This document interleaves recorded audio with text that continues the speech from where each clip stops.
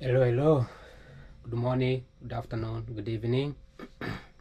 As you can see, just like yesterday, I'm making this video in the middle of the night and I'm in my closet, but I have to do it again because it's a commitment, which is to start make a video every single day. And it doesn't matter what I do, what I say, I just have to do it. I have to be in the middle of the camera and make a video. So today I came home earlier, and that's thanks to the fact that I came out of the class and I went straight to the metro and I made it home, unlike yesterday. So I didn't have a chance to get some dinner, some food, but I just put my food in the microwave and I put 17 minutes. So that means when I finish this video, the food should be able to finish cooking. Very timely, very micromanagement, sort of multitasking. Now today I woke up at 7:20. Actually I woke up at 7 o'clock. I was expecting to take shower and then finish taking shower by 7:40, 50, 7:30, then catch the bus at least by 7:45. However, when I woke up, my roommate was already in the shower, so it turns out that when I wake up at 7:30, that's when my roommate is actually finishing taking a shower, so I can just take a shower as well because it takes shower at the same time. So it's kind of good thing. So 7:30 is gonna be my time to wake up. I've been trying to push much harder, but maybe if I have my own bathroom, I might be able to wake up earlier. We see once I move. Now at the end of the day, I just went to school. There was traffic on the way, so my bus didn't go as fast, so I made to school late. But I attended the UN Peace Conference. I did not get to follow up what was being said because it was mute because I was doing the homework. I had to do the homework about the condition and the unconditional cash transfer, and I had to figure out to do the math quantitatively to see if you give a consumer the $30 in addition to the income that they already have, are they going to put their children in school, or are they going to put their children, are they going to go to the hospital? And my goal was to figure out how can the money with conditions like, hey, we give you $30 extra and you're supposed to go to a hospital more or take your children to school, versus we give you $30 more in addition to the income that you have, then you get to do whatever you want to do, whether you can choose to send your kids to school, go to hospital, or do both. You make decisions. So when I did the math, I realized that when you actually force people, if you put a condition on the money, people don't do well. They don't really take a kid to school. They don't become happier. They will do it, but they won't be happier. Our goal is to ensure that people are also happy, because if the government is imposing policies on people, let's say you give people food stamp in return for them to find jobs. If they can't find jobs, they're going to be frustrated, they're going to be angry and mad, so they're going to protest. So the government doesn't want that. So that's something to keep in mind as you implement conditions. You're more likely to make people angry because they are doing the things that goes against their own will.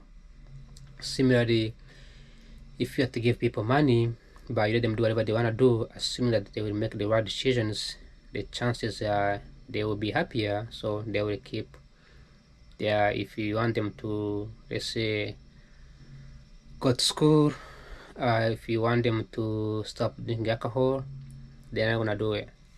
The thing that the one of my favorite theory here that I was trying to say is drugs and alcohol.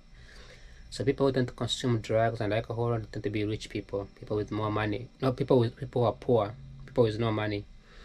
If you give poor people extra money, assuming that they're going to stop drinking alcohol or stop using drugs like cocaine and those illicit drugs, and you put the condition on it. So you say, okay, I'm gonna give a group of people in West Virginia, which is like a drug. Let's pick San Francisco. San Francisco has more homeless people. Let's say you give them money, right? And then we say the homeless people in San Francisco, in order for them to stop using drugs on the streets, give them cash. If you give them cash, they are eventually going to stop. We're going to let them do whatever they want to do. So give them more money as much as they want. So give them like, I don't know, $5,000 a month as a salary. Will these people, the homeless people in California, in Washington, in San Francisco, will they stop using drugs? Will they say, okay, now I used to consume drugs because I had $100 in a pocket, but now I have $5,000 in my pocket? That means I get to stop consuming drugs or drinking alcohol. Instead, I'm gonna be doing something that is better. Eat better food, healthier, work out, go to school, go to church, meet friends. Are they gonna do that? The possibility is very, very low. In fact, when you give them more money, guess what they're gonna do? They're gonna buy even more drugs, more alcohol, and they're gonna be incentivized to stay in that position so they can keep getting more money. Now, when you force them to stop, if you say, okay, if you stop drinking alcohol and you stop consuming drugs, we pay you $5,000. We have no change in the money that we are giving. It's the same money, but now there's a condition, there's a string attached to it. So we give them conditions like, hey, you stop drinking alcohol, we give you money, right? So we give them money, and what's the possibility of them stopping drinking alcohol? The chances are they're going to stop, but they're going to be unhappier. And when people are not happy, they find the best ways to dodge the rules. So that's why we think things like illegal selling drugs or going behind the scene or do something else. So they might pretend like they are stopped, but they will consume drugs behind the scene. So changing people's behavior is very crucial with conditional versus unconditional cash transfers or incentivizing people.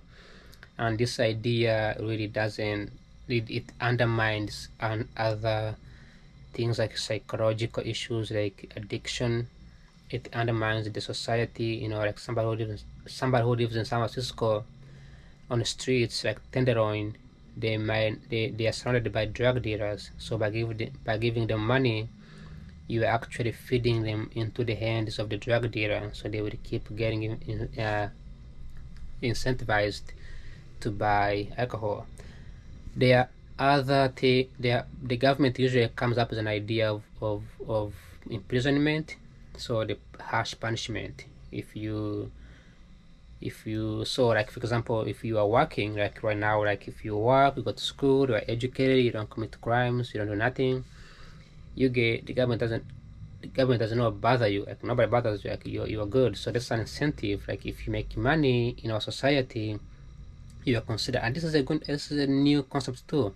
Like when you are doing something that you will consider to be good, like you are not stealing, you are not killing, you are not vandalizing other people's stuff, you are not like breaking the law, you are just making money in a good way, consuming, buying, trading, doing the things that the society agree on and they agree that the government should be able to enforce.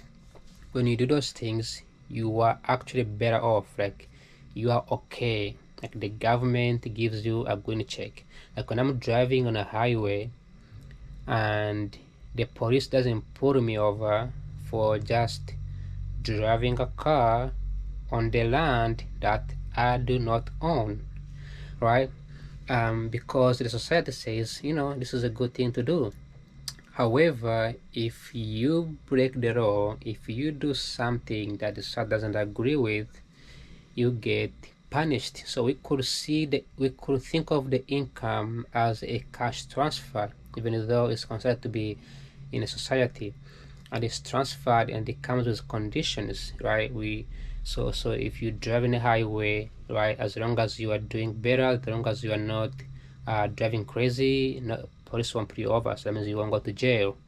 But if you drive crazy, you break the law, so you get put into society. So these incentives are done by policymakers here in Washington DC, really here in DC, like across the street, and both partisan and bipartisan and non-partisan, they spend time. And when I say partisan, I want to make sure I'm clear here. Partisan means you are like either Republican or Democrat. Non-partisan, that means you are neither of them. Bipartisan, that means you care about both of them. So you are indifferent. They are all the same. So they all spend time in Washington DC, passing policies, driving trends and ideas. And this, not only that this does it work in the United States, it also works across the globe. So it was fascinating when you do the math and you kind of think about how we can pass policies, economic policies, healthcare policies, educational policies, transportation and logistics policies, consumer policies, price policies, crime policies, sanctions against other countries, right? War policies, tons and tons of policies that gets happening here, and all of that comes down to two things, like I mentioned last time: the benefits and the costs. How much are you willing to lose? How much are you going to be gaining? And if a policymaker wants to pass a policy, give free money to people, and in return they get to conform certain rules, and regardless if they are happy or not, that has a policy implications. What about giving people money and not asking them to do anything? That also has a policy implications. So when I was doing this homework, I don't think I did the best, but I think probably when I get $100 out of it, I don't know, I'm just hoping for the best.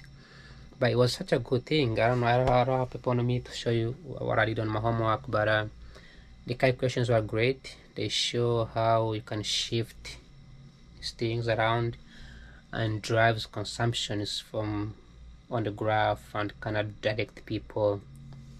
But the key area of this homework and all what we've been doing the whole past few weeks, it was about understanding the marginal benefits, how much you gain by consuming certain goods, then how much you are willing to spend, the cost based on how much you consume.